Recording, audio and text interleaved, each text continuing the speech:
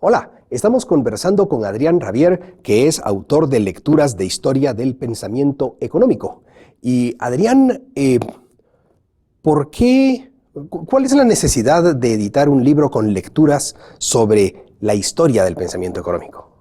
Bueno, este fue un libro que surgió un poco por la necesidad de darles a los alumnos, que generalmente se forman con un manual tradicional de economía, en distintos cursos, que puede ser en comunicación, en abogacía, en economía o en distintas cosas, pero no necesariamente economía.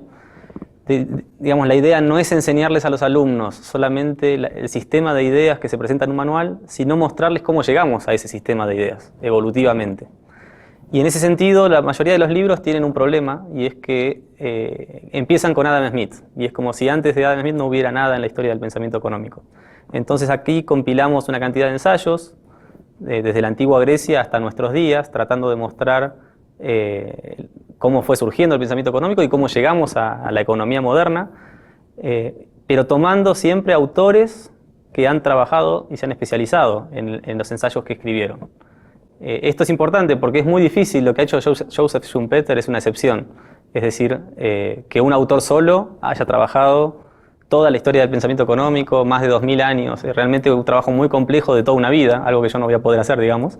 Entonces me pareció importante darles a los alumnos textos escritos por especialistas en cada periodo, en cada autor, y bueno, traté de tomar lo mejor que encontré, digamos, de cada autor. Si bien no coincido plenamente con todos los autores y con todo lo que está escrito allí, me parece que es un muy buen material para alumnos, digamos, de 18, 19, 20 años que están en formación en una licenciatura, introducirlos a la economía con un manual típico y con la historia del pensamiento como complemento.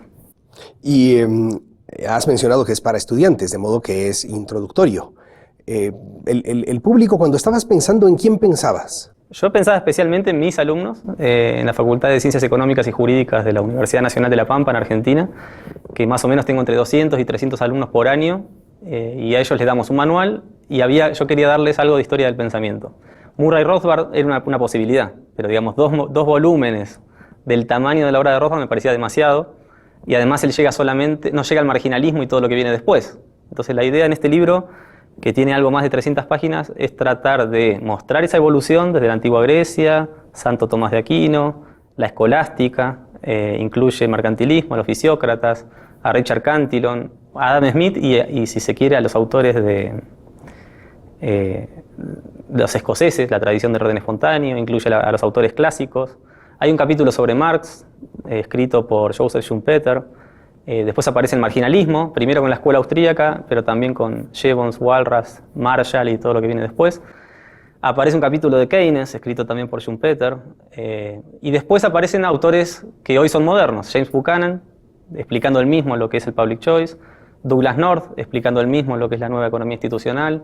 Hay un artículo de Martin Krause sobre el análisis económico del derecho y el pensamiento de Ronald Coase. Hay un artículo de Vernon Smith sobre la economía experimental, o sea, tratando de mostrar, si se quiere, una imagen de cómo estamos hoy, qué es lo que hay, acá, como alternativas al mainstream y como el pensamiento moderno, incluyendo premios Nobel, incluso como autores del libro. Si tuvieras que volver a hacer el libro, ¿qué autores tendrían que estar sí o sí?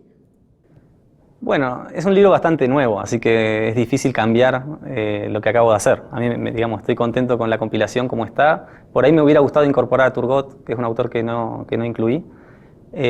Pero, por ejemplo, se me ha criticado en una reseña recientemente publicada en la revista Laissez-faire, de la Facultad de Ciencias Económicas de aquí, de la UFM, haber otorgado demasiado lugar a Richard Cantillon y muy poco lugar a Adam Smith. La verdad que Adam Smith recibe su lugar porque, por un lado, entró en un artículo de Ezequiel Gallo sobre la tradición del orden espontáneo junto a Adam Ferguson y a David Hume, y ahí se trata bastante bien su aporte sobre la mano invisible y la tradición del orden espontáneo.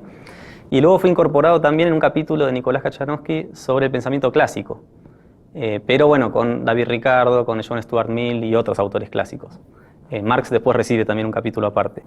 Pero digamos, para mí era muy importante enfatizar a Richard Cantillon porque me parece que injustamente se lo ignora en la historia del pensamiento económico y, por supuesto, en los autores que empiezan con Adam Smith. Richard Cantillon es el autor que más cita a Adam Smith en La riqueza de las naciones, y es un autor que tiene contribuciones a temas metodológicos, a teoría del valor, a temas de función empresarial, a temas digamos, monetarios, incluso desarrolla la teoría del origen del dinero bastante similar a como lo va a hacer Karl Menger más tarde.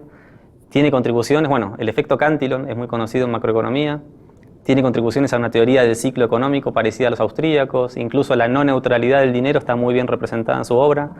Tiene contribuciones, él era un banquero y sabía mucho de banca y habla de la deuda que el gobierno toma y las consecuencias que eso trae aparejado. También habla de comercio internacional, es el primer autor en criticar al mercantilismo, que después Adam Smith va a tomar, digamos, en algunas de las citas que toma de Cantillon. Así que me parecía importante enfatizarlo. Después puede ser, digamos, si fuera una historia del pensamiento objetiva, que Adam Smith hubiera necesitado más espacio.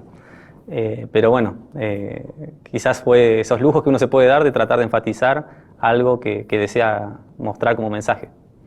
Finalmente, si alguien te pregunta por qué debería comprar el libro, ¿qué le recomendarías? ¿Qué le dirías? Bueno, me parece que es una excelente aproximación a lo que es la historia del pensamiento económico. Yo he tratado de corregir muchos excesos de otros historiadores del pensamiento económico. Primero, el más grande, digamos, autores que empiezan con Adam Smith como si antes no hubiera nada.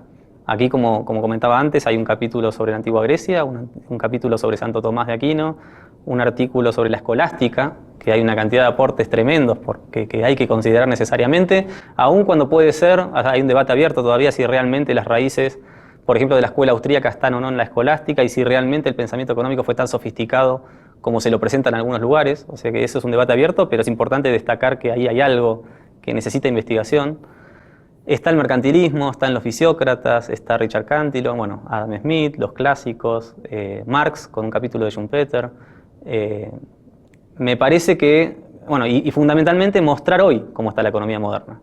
Me parece que la escuela de la elección pública o el public choice es importante que los autores, los alumnos jóvenes, digamos, se introduzcan a las recientes contribuciones que están generando también escuelas de pensamiento. O sea, no es solo Buchanan, es Elinor Ostrom, es Gordon Tullock, hay muchos autores que están generando contribuciones en ese campo.